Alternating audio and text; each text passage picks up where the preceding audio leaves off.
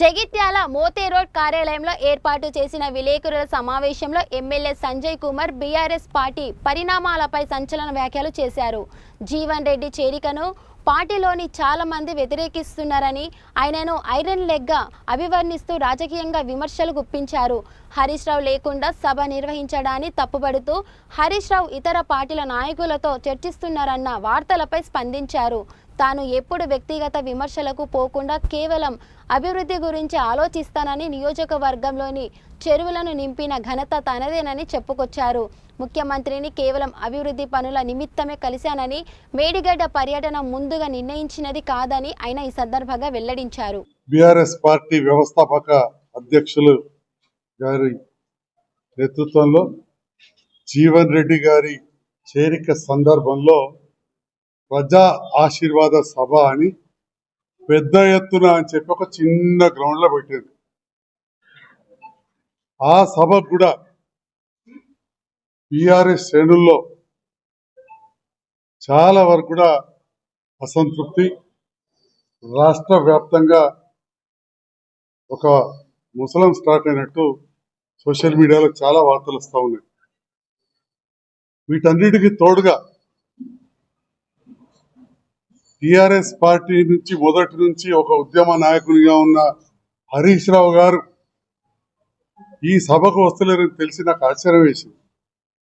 ఎందుకంటే టిఆర్ఎస్ లో లేకముందు నుంచి కూడా ఉద్యమ కాలంలో బీర్పూర్ కావచ్చు, పట్టణంలో కావచ్చు, ఎప్పుడు కూడా వారు వచ్చేవారు.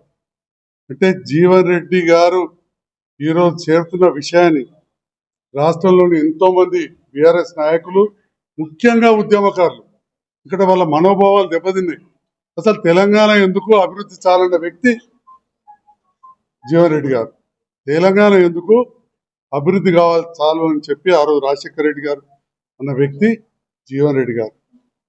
జగిత్యాల ప్రాంతంలో టిఆర్ఎస్ పార్టీని అసలు ఎదగకుండా చేసి అనగదొక్కి ఉద్యమకారులను ఎన్నో రకాలుగా కష్టాలు పెడితే కౌన్సిలర్లకు పోటీ చేయడానికి కూడా ఎవరు రాలేదండి 2014లో. It's a fact. ఎంపీటీసీ అభ్యర్థులు సగం ప్లేసులలో లేరు. It's a fact. ఎందుకు? ఆనాడు జీవన్ రెడ్డి గారి ఒత్తిడి, ఇంకేమన్నా అనుకోవచ్చు.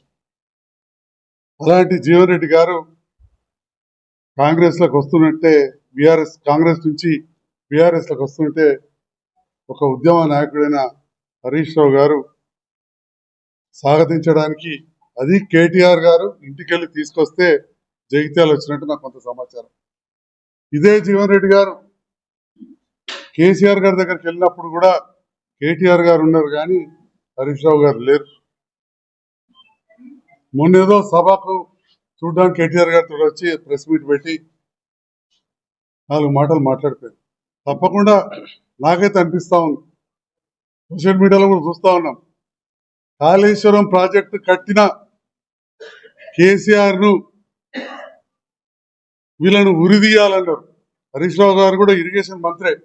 ఎవరన్నారు? జీవన్ రెడ్డి గారు కాళేశ్వరం ప్రాజెక్టు డబ్బులు వేస్ట్ చేసిండు, ఉరిదీయాలన్నారు. అన్ని ఛానళ్లలో ఉంది, అన్ని మీడియాలలో ఉంది. మరి అలాంటి వ్యక్తి ఈరోజు బీఆర్ఎస్ పార్టీలోకి వస్తుంటే ఏ బీఆర్ఎస్ పార్టీ నాయకులు హర్షిస్తారు? మరి కొంత సమాచారం సోషల్ మీడియాలో హరీష్ రావు గారు ఢిల్లీ బయలుదేరి వెళ్తా ఉన్నారు, బీజేపీ నాయకులతో కలవబోతున్నారని చెప్పి సమాచారం వస్తా ఉంది. టిఆర్ఎస్ పార్టీలోని ఎమ్మెల్యేలు, అన్న ఇప్పటికే కవితం వెళ్ళిపోయింది, మన దాంట్లోకి వెళ్ళి చీలికొస్తా ఉంది, మనం ఇండ్లుండే జీవన్ రెడ్డిని ఎదిరిద్దాం, మీరు పోవద్దని చెప్పి కొందరు ఎమ్మెల్యేలు హరీష్ రావు గారిని రిక్వెస్ట్ చేస్తున్నట్టు తెలుస్తా ఉంది.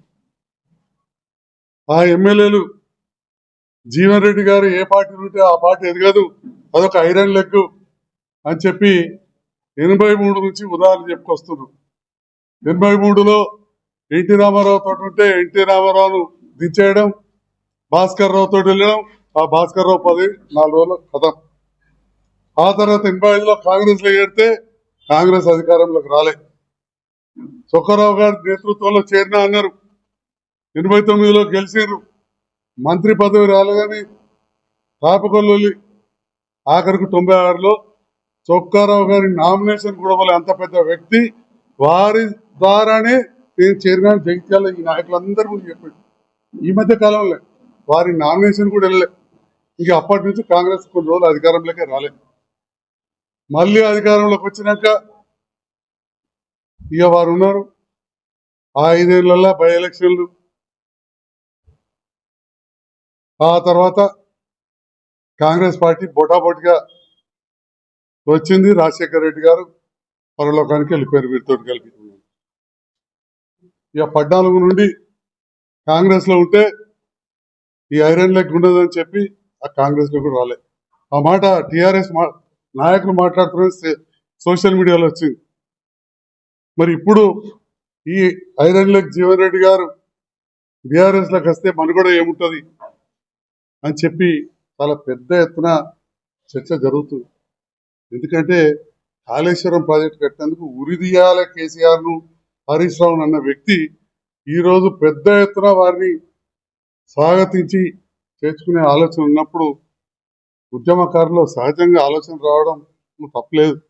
ఎందుకంటే ఖచ్చితంగా తెలంగాణ ఎందుకు అభివృద్ధి చాలని ఈ మాట కేసీఆర్ గారు ఇలా అన్నాడు అని చెప్పి కూడా జగిత్యాల సభలో చెప్పారు. అలాంటి జీవన్ రెడ్డి మీకు అవసరమా అని కూడా అడిగింది. మళ్ళీ అలాంటి జీవన్ రెడ్డి గారిని ఈరోజు చేర్చుకోవడం అనేది ఎంతవరకు సమంజసం అని చెప్పి నేను ఈ మీడియా ద్వారా నాకు తెలిసిన కొంత సమాచారాన్ని మీతో షేర్ చేసుకుంటున్నా. ఎందుకంటే ఈరోజు మేడిగడ్డలో ముఖ్యమంత్రి గారి సభ కూడా ఉంది.